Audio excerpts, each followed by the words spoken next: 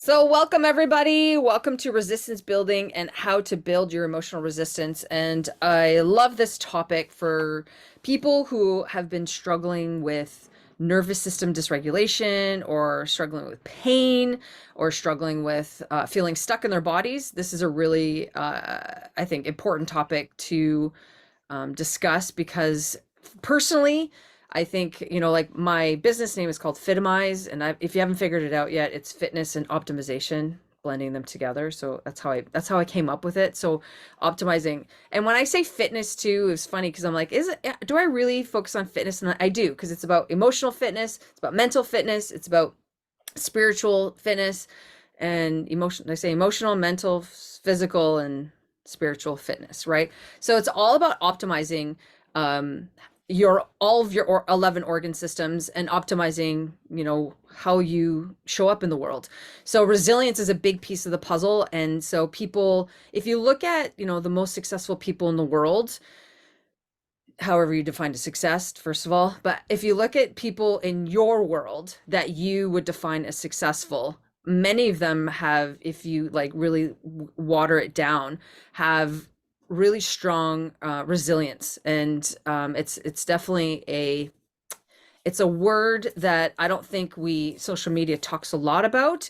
We talk about doing all the things and we talk about, the tools and the modalities, but we don't really talk about like what is resilience. So I want to dive into what it is and how we can build it. I'll go over, I think it's about 8 steps or so that I came up with on how we can start building it. So, yeah, so let's dive right in. So basically, life happens. Life is like a roller coaster. And when you're on a healing journey, sometimes it's always like, sometimes it feels like it's 2 steps forward, it's 10 steps back, but there's always going to be, you know, difficulty, or there's always going to be something that you're going to struggle with in your life. It's just not this like hunky dory, like I'm living in the Zen, like we're not monks, like, and I would say monks also probably deal with some type of dysregulation at some point in their lives.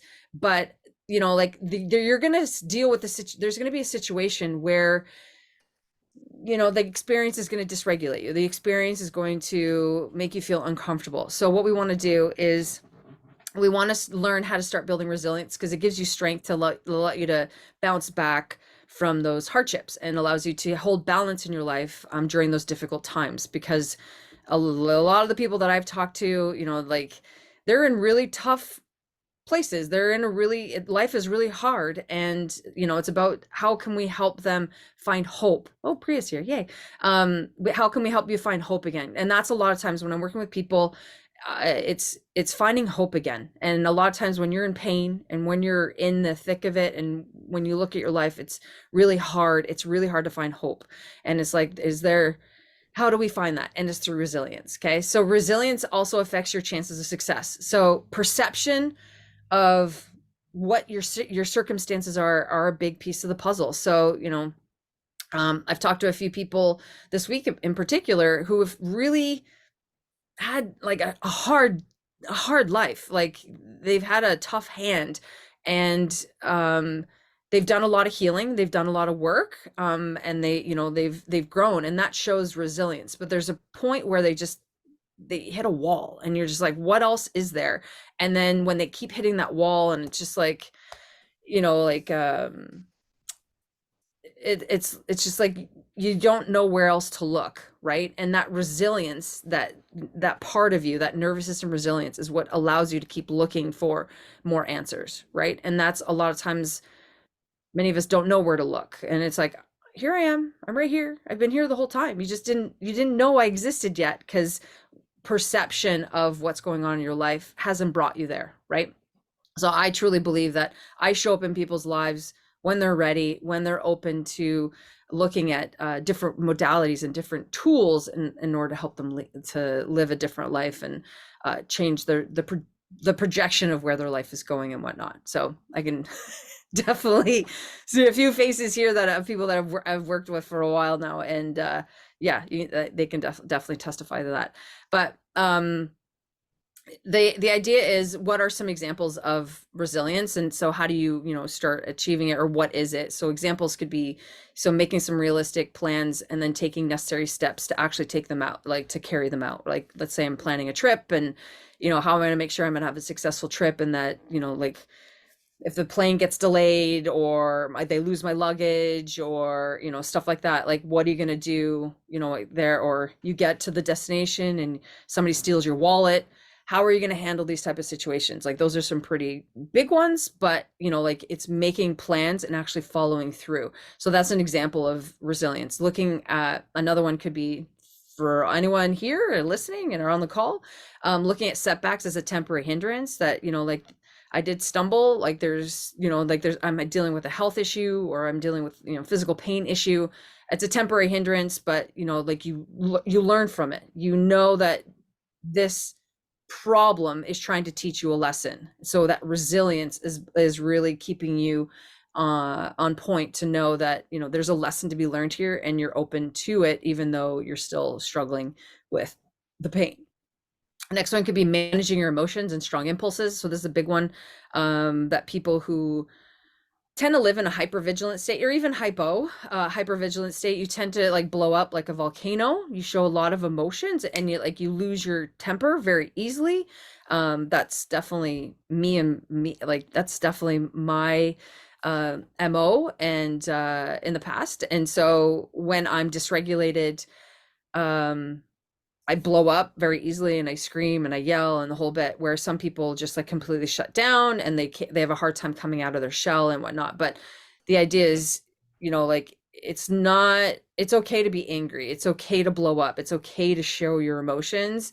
It's being able to manage it when those emotions come up. And that's a lot of the work that I do now, is really like, when you feel those heavier emotions, or when you feel that explosiveness, how do you control that, and how do you like hang out with, or sit with, or hold space for these emotions, because they're all valid and very welcome. And for me, before I started doing a lot of this work, it was it was like, I didn't want to feel those things. I didn't want to feel the heavy ones, because I didn't feel anything. I did a really good job of not feeling, because if I feel, it hurts.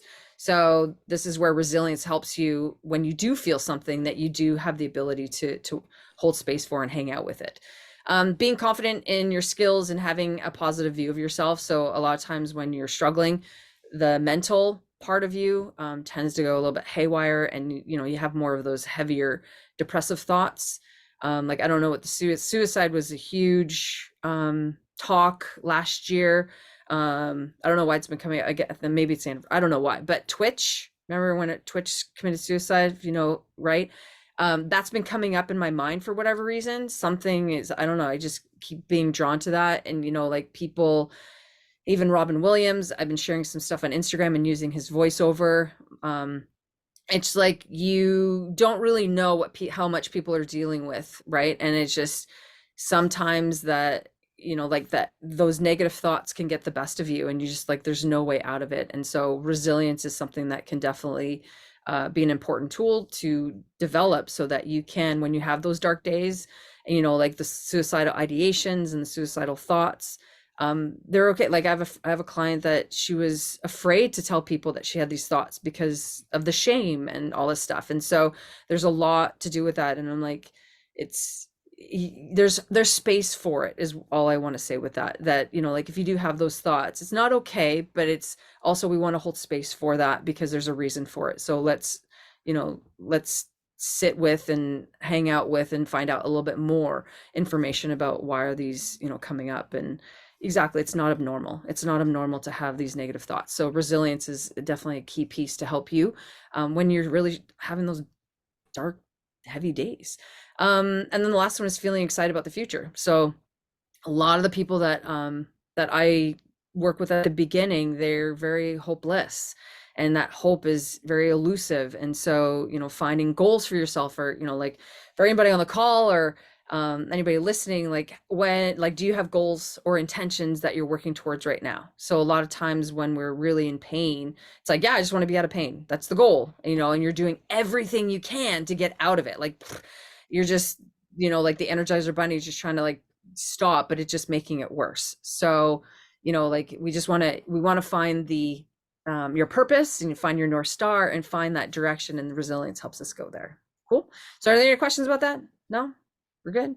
So resilience is important. So I have 8 ways to help you build resilience. There are different ideas to consider when you want to focus on resilience building. Just going to put that there. But I'll go over 8 different ways, strategies or techniques that you can follow. Like you may have taken some courses on this. You may have, have your own strategies and stuff like that. But just maybe 1 or 2 of these might help you just continue to build on the tools that you're already using. So the first one is approach the situation right away. So how do you respond when something first bothers you? So do you shut down? So the first thing, my first tenet of all of my principles is awareness. So the first thing is that when you are triggered or when you notice, I actually just posted a post right now on avoidance. So avoidance is a common behavior that many of us experience. And so like last week, I was definitely avoiding, and I used television. I realized that upon some reflection, I've been using television to help me avoid feeling certain things. And so the question that you have to ask yourself is, how do you respond when something first bothers you?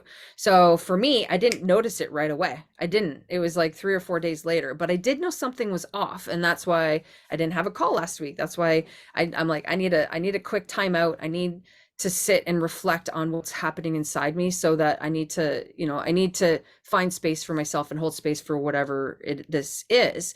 And and so many of us we ignore these feelings. Like I could have just continued on living my life and just doing the things like status quo, and all of the emotions and all of these things that were showing up in my body, I would have just like ignored it. So I think of it as like a beach ball, and I'm pushing it down. So I'm avoiding actually just dealing with any of that. So so the question for you to ask is, how do you respond when something bothers you, when you feel dysregulated, right? You may bury your head in the sand. You hope it disappears. Like how many of us have done that? Like seriously, every day. It's like, oh, it's just going to go away. Or you get out of bed and you got that niggle in your knee or whatever. And you're like, oh yeah, if I start moving, it'll just go away. So that's a lot of times, like when do we start paying attention to something? Right? How long does it take for you to actually start paying attention to something that feels a little bit off in your body?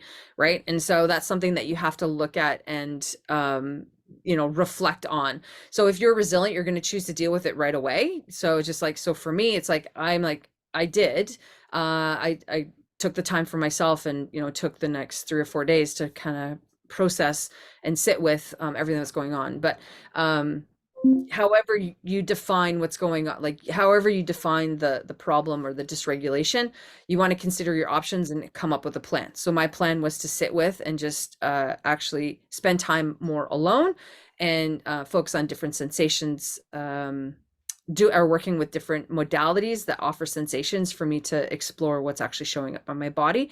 So I wanted to connect more with my unconscious body instead of my conscious body, because my conscious mind is really, really good at avoiding and not talking about and disassociating from what I'm actually feeling. So what I chose to do was get into my body instead of I got out of my mind and into my body.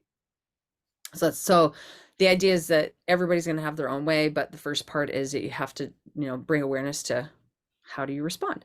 Second one is learn from your past. So again, you want to, are you trying to forget about what you've done in the past? Are you trying to forget about your previous challenges, or just ignore it? It's like, oh yeah, that happened, but I'm not going to learn from it or whatnot. Instead, you want to apply the knowledge that you learn from dealing the current and future situations. So again, it's just more information that you want to reflect at the end of the day. So you want to reflect on what is the past, but we don't want to dwell on the past, right? So we just want to, so basically in the trauma healing world and the trauma work that I do, it's really, have you identified all your triggers? So, and this will help you. So learn, and that's where you can learn from your past. In the past, when somebody cut me off, driving, or when somebody, I'm having a conversation and somebody like interrupts me or doesn't allow me to finish my sentence, like how do I respond in those type of situations? So you really want to figure out like what are your triggers, and you want to learn from that. So you want to analyze them, you want to reflect on them. So It is personally, I think it's a little bit harder to do on your own. It's easier if you reflect. So you can start in your own head, but a lot of times we tend to ruminate, and then we get caught in our head and we get caught in this cog. So, like write down some things that you've learned from your past, or some key things that you notice on how you respond in certain situations. And then, and then have a conversation with somebody about it, because that'll definitely help you figure out, like, okay, what can I do at this point to help me build some resilience, and go from there. Okay, so it's basically the energy required to forget something important comes largely from your current resilience. So that's something to keep in mind. If you're noticing that I'm like, I don't have much patience, like it's real, I'm really struggling with my temper, or I don't have patience anymore, or I can't focus, my mind just, I got this brain fog. There's something currently happening to you that you haven't analyzed. Use that as a like, hey, something's a little astray here. So use that as a cue. And then, yeah, so then focus your energy in on trying to reflect on, okay, what are my past triggers and what can I learn from here? So we all go through hard things. We all have experienced some kind of childhood dysregulation, air quotes, trauma or whatnot. So we all have an inner child that we want to heal, believe it or not. And if you don't believe me, go check out my inner child talk, and we can talk more about that. But there's a part of you that wants to be seen, wants to be heard, wants to be felt, experience, and validate the feelings that you're feeling. So we want to dive into that. The next one, number 3, is you want to practice daily. So a big part of my practice, I call them movement snacks.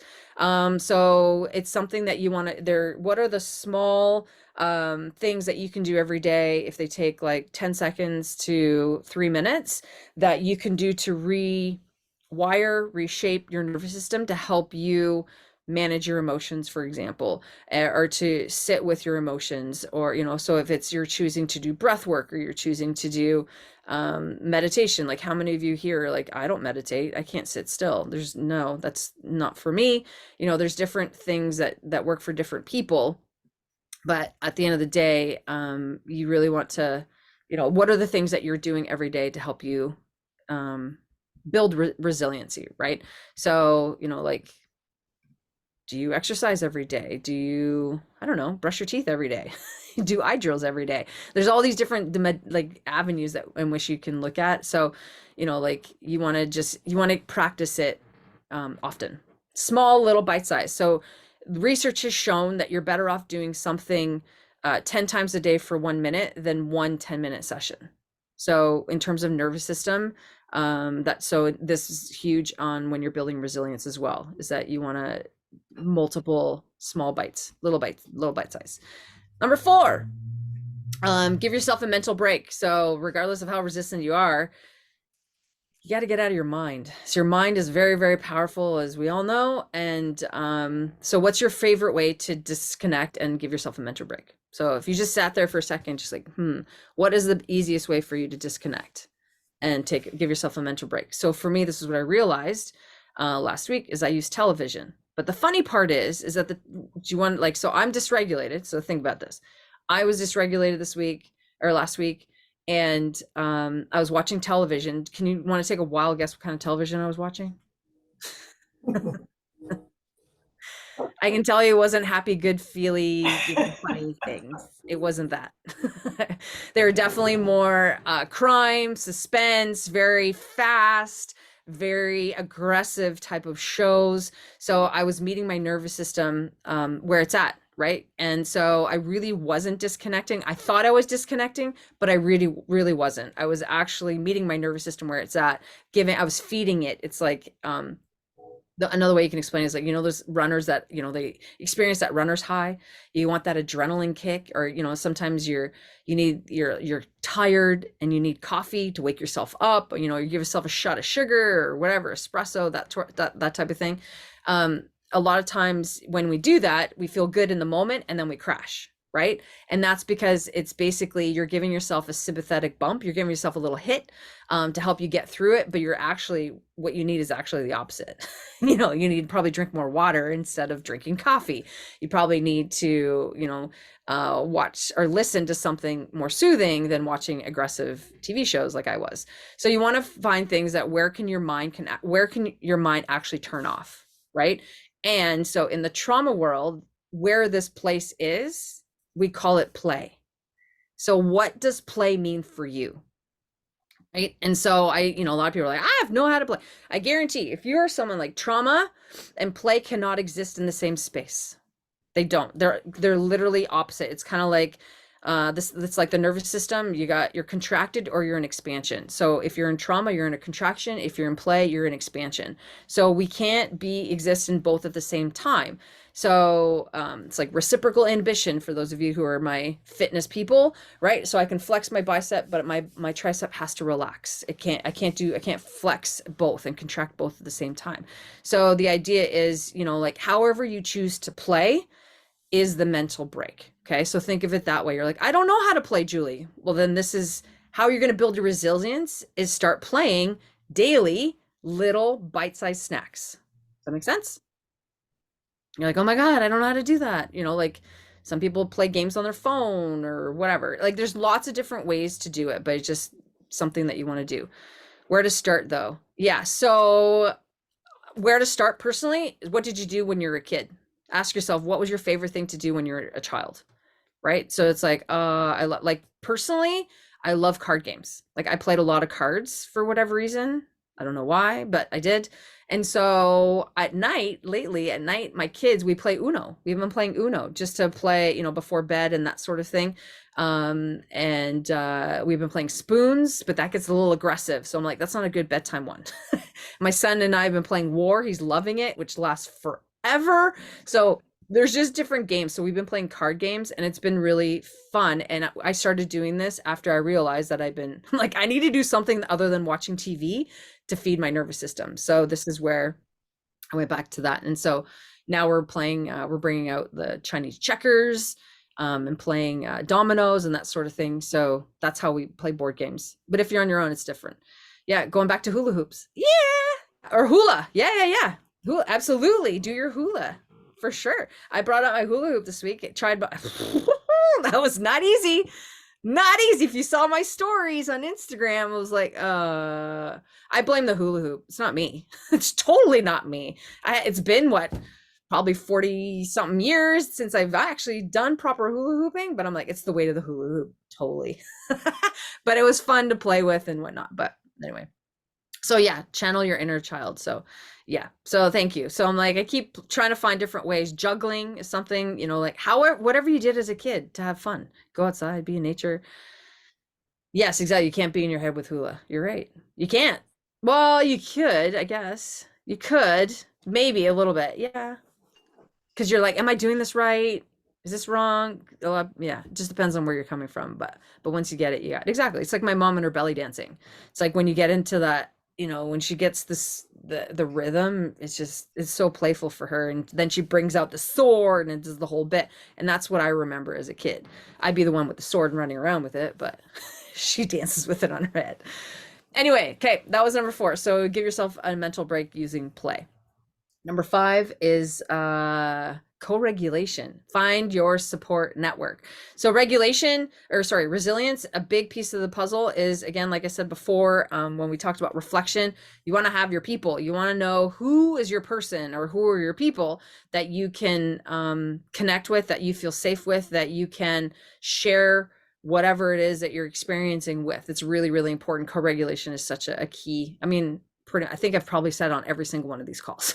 It's like, and that's why I do these calls, is because I want to hold space I want to give everyone the opportunity to connect and share and just experience what it's like to find space that your thoughts and your voice matters. And I want to have space for you to be able to share that. So that's why I keep showing up. But yeah, so you want to find your support network. And if you don't know where to start that, the The most common one that I've seen in the world is church, right? There's a big one. So a lot of people find that common denominator, but there's groups of people out there, there's Facebook groups, however you want to connect with people. They are group now since, post COVID, there's so many, everything's pretty much online now. So there's different ways to connect. But I hear all these stories of people that they live alone and, they go out to get groceries just so that's the only interaction they have with a human is, when they pay for their groceries or when they see people in the aisle or whatever, go to the post office and whatnot. So, if that's you, then that's something that we need to consider, and that, that's not going to necessarily help you build your resilience. So you want to figure out, like, who can I add to my community? And you're like, I hate people. Okay, then go with animals. What kind of animals would you like to bring in? And that's okay too, right? Because some people, you just don't trust people. And trust me, I've worked with a few clients that are just, they don't like peopling. Put it that way. They don't like being around people because they've lost the trust and they don't trust people yet. So we start with anyone that, or anything, any mammals, basically, anything with a nervous system that came out of another animal, basically, is what you're looking for. So you can start there. Number 6, taking care of yourself. So, self-care. So what are you doing for yourself every day? So do you consider yourself the most important person in your life? It's a big question. Are you the most important person in your life? Is it you? Or is it your partners, your kids, all that stuff? And it's hard. It's hard to think about because a lot of times, like, I've had a lot of conversations with some moms in particular who it's not about them. They'll do, like that was me at the beginning of my mothering, I guess, when I started as like, I did not buy anything for myself for like the first 2 years of being a mother. Not a thing. I'm like, I needed clothes and all that stuff. My body was changing and all the, yeah. Anyway, I didn't buy a single thing for myself, and because I didn't see the value, everything went to my children. But then I've learned since I'm like, I'm valuable and I should spend some money on myself. And it's not always about my kids. So, you can only, like, it's all about, put your own oxygen mask on, but are you the most important person in your life? And if not, then that's something that we need to, figure out. How do we shift the tide? How do we help you put yourself first? And that's a whole talk in itself, and we can make that another topic in terms of like how to start loving yourself and how to be happy within you. I think that maybe I'll do that next time. But yeah, so it's just something that self-care is very buzzy, but at the end of the day, like how you respond. If you don't love yourself, please know it's not your fault. This is just how you've adapted and learned to respond to the environment in which you grew up in. That when you are worried about taking care of other people, like I hear this all the time, that, as adults, when you were a child, you were the caregiver. You were taking care of your parents, or you were taking care of your siblings. So you're often that person that people relied on for advice, and you always had to make decisions from a very young age. So for you to do that now, it's like, I don't know how to do that. So this is where we have to shift the nervous system and get you more in the self-care. So, everybody says it, take care of yourself first. It's so much easier said than done, especially when you have a history of being a people pleaser. If you're someone that's like a recovering people pleaser like me, or a people pleaser, not recovering yet, that's okay. It's just something to be aware of. Number 7 is having high hopes, is really setting your sights on shifting your perception that there is hope. Having high hopes, it's all about finding hope, and it's all about being hopeful. So when you expect things to improve, it does get easier to stay stronger. It does, allow you to have that resilience to be like, okay, tomorrow's another day. And I do have tools that I can put in play, but when things are really rough from your past, some of those things that, some of those triggers that really, they bring you back, and they kind of put you in that swirl downward. There is light at the end of the tunnel. Like when you're looking through the forest, there is light through. You just got to focus on that. Remember, like what I said a few points ago, start with the light. What's the one little thing that you can do to look for the light through the forest, right? And it's all about, there is hope out there, and I will continue to show up on social media for to be that beacon of hope, because for me, I know what it's like. I lived many years without hope. I'm like, is it this is my life? I'm like, ugh, like I was like, it was a lot. I'm like, it wasn't fun. It wasn't pleasant. I didn't know what happiness felt like. It was so all I was grieving feeling me. I was grieving myself for a long, long time because I didn't know what it felt like to feel, basically feel good. And so I lost hope a lot of the time, but it's like, no, every morning I'd be like, hey, today's another day. I'm going to pick myself up. And so honestly, I think I'm here today in front of you. Yeah, I was grinding. I was definitely grinding away, but it's just like I have this tenacity, and that's part of like my career. I don't know, maybe it's because I was an that's part of my athletic background, is that if I got knocked down, you get knocked down, you get up again.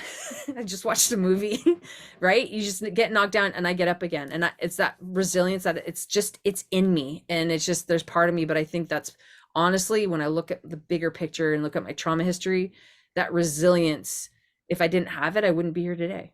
I guarantee that I would not be here today if I didn't have the resilience set in me with all the little things that I was, working on to help me get there. And then the last one, number 8, is do what you love. So this is a big one in terms of what does love mean, right? So do you live in a life, like in a life-centered, do you focus on things, do you do things that you love every day? It's a question to ponder. So a lot of times you're like, no, I do things that are like, for me, I was like, I eat things that are taste gross because it's healthy. I would exercise to punish my body because that's what I need to do. I would um, drink things, elixirs and potions and things that, like that would burn your mouth or burn off your taste buds and the whole bit, because this is what love is, right?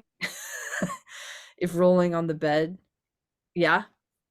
What do you mean? Rolling on the bed. Rolling on the bed. Then yes. That's what love is to you? It's like rolling, rolling, rolling. But it's like the question is, do you spend more time in love or do you focus more on hate? It's like, is your energy more on this on the harder part? So essentially, I use the word love, but it could be connection, it could be feeling connected, feeling worthy, feeling like you're enough, feeling enthusiasm. Oh, your body moving on the bed. Okay, gotcha. Yeah, so essentially it's, how many people, like even on the call or whatever, if you're not retired or, post-retirement, like if you're working, did you love your job? Or was it just a job that you're like, I did it because that's what my degree was in or whatever, right? And so if you're retired, are you enjoying your retirement? It's like, oh my God, all my do. Loved all the people. That's amazing. That's awesome. So that's the thing. So it's about the people. It wasn't necessarily about the job per se, but it's like the environment, right? Whereas like my husband, where he used to work, hopefully none of them are going to listen, but it got really toxic for him. And that's why he had to leave, because he wasn't getting the support.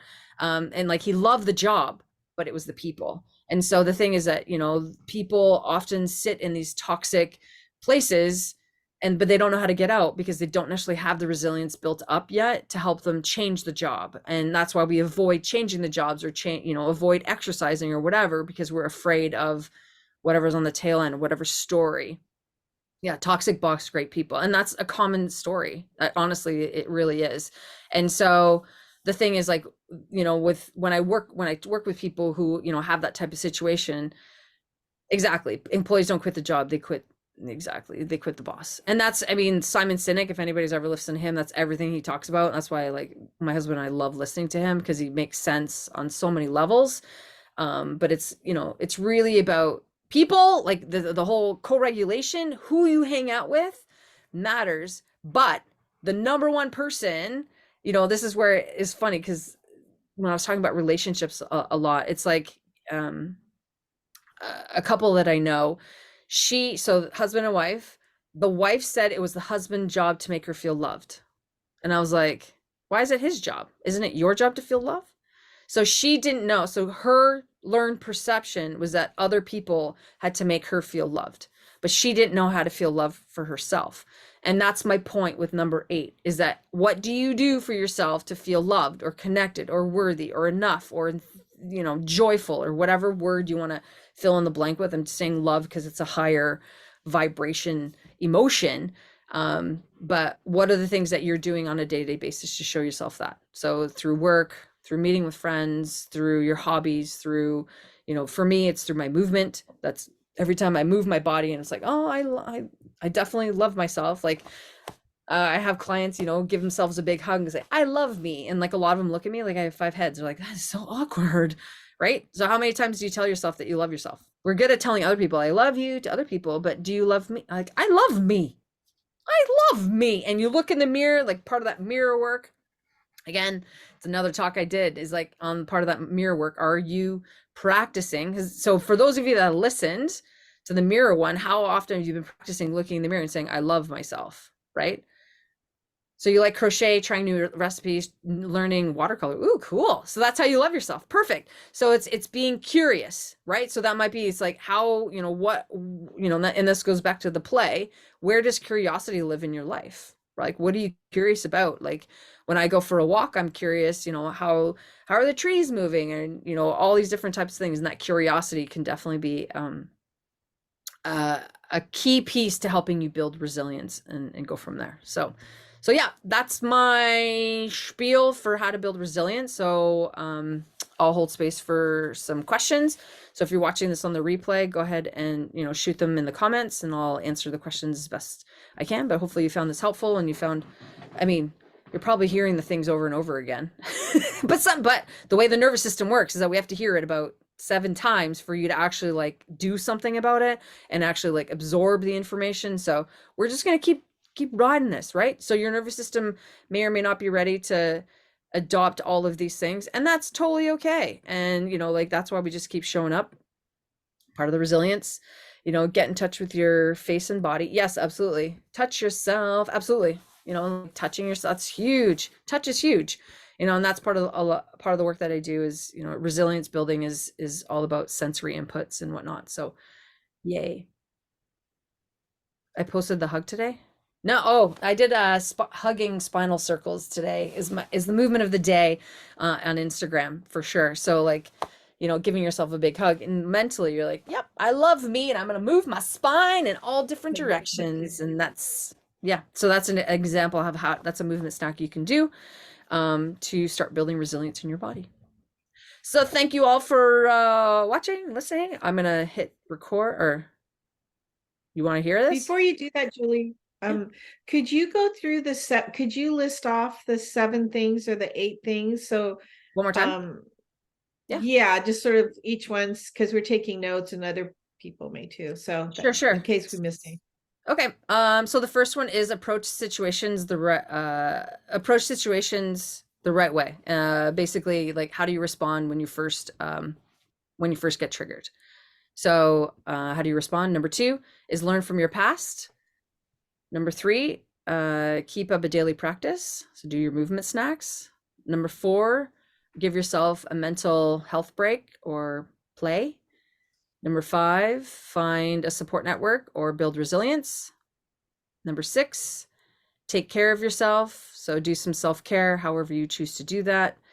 Number 7, have high hopes. So what are things that you can do to help you instill more hope and find the light at the end of the tunnel? And last one is do what you love. What do you love, or what do you do to help you feel connected and loved and enthusiastic and joyful? Cool. Thank you. Yeah, that was helpful. Thank you. Awesome. All right. So I'm going to turn off the recording. So thanks so much for watching, if you're watching this on the replay, and we'll see you next time.